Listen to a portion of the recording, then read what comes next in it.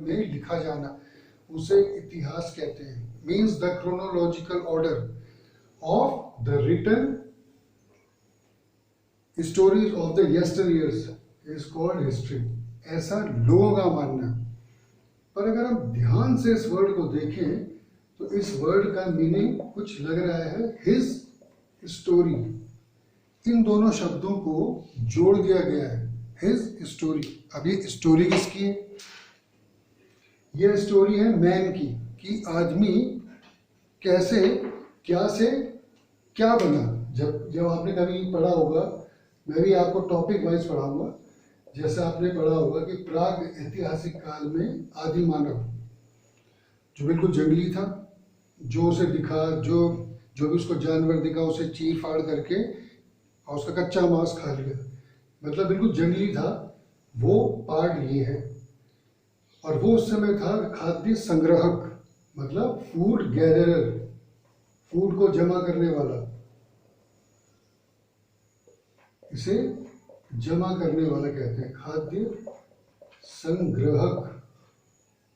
अब कैसे इस आदमी ने आग का आविष्कार किया, वो भी आपने कभी छोटी क्लासेस में आपने देखा होगा, या कोई आपने कभी कोई स्टोरी पढ़ी होगी कि दो कभी गर्मियों के दिनों में दो जो भी स्टोन उस पर रहे होंगे वो आपस में टकराए होंगे और फ्रिक्शन की वजह से पत्तों में आग लग गई और इस तरह आग का आविष्कार हो गया। ये जो हुआ उसके बाद जो उसने व्हील बनाया, पहिया बनाया, फिर धीरे धीरे वो फूड प्रोड्यूसर बना। ये जो कहानी है सारी, फूड प्रोड्यूसर मतलब खाद्य उत्पादक, उसे खेती करना आ गया।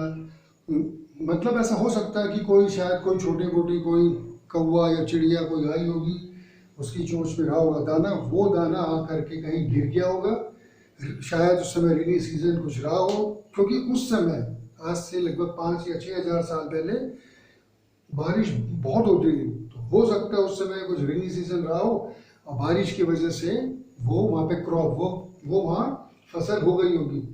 तो जो मैंने ये बताया आपको कि आदि मानव, फिर वो कैसे आपका फूड गैदरर से फूड प्रोड्यूसर बना, कैसे उसने आपका व्हील बनाया, उसने पहिया बनाया कि जिससे ट्रांसपोर्टेशन हुआ।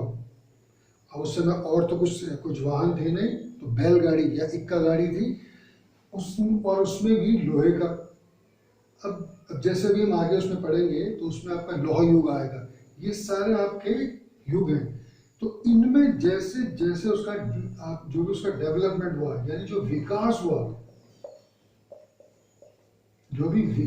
तो विकास आदमी के विकास के क्रमबद्ध मतलब क्रोनोलॉजिकल, एक के बाद एक, 1 2 3 4, जो विकास की जो भी उसकी कहानी है उसे हम इतिहास कहते हैं। रियल जो सेंस है वो इतिहास का ये है।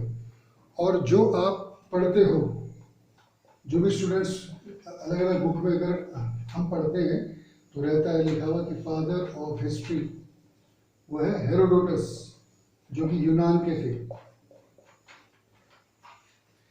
अब हिस्ट्री लिखने का हर आदमी का अपना अपना दृष्टिकोण होता है, डिफरेंट व्यू होता है। जैसे आपने कहानी भी पढ़ी है, कोई ग्लास में अगर पानी रखा हुआ है आधा ग्लास, तो बहुत सारे लोग उसे बोलते हैं कि हाफ खाली है, आधे कहते हैं कि हाफ खाली है, कोई कहता है आधा भरा है, कोई कहते हैं आधा खाली है। तो कोई आपका पॉजिटिव एटीट्यूड वाला है जो भरेपन को देख रहा है, और कोई खालीपन को देख रहा है। तो हेरोडोटस हो ये आपके यूनान ग्रीक के हैं, या लीवी ये रोम के हैं। ये जो भी राइटर्स हैं या फिर जो हमारे ब्रिटिश राइटर्स हैं, इनका जो व्यू है, जो इनका नजरिया है वो कुछ दूसरा है। क्योंकि हम जब भी कोई भी आम अगर कोई छात्र उससे अगर पूछा जाए कि हिस्ट्री, उसके दिमाग में सीधा वार्स आ जाती है, बैटल्स कि युद्ध, पानीपत का युद्ध, तालीकोटा का युद्ध वगैरह वगैरह।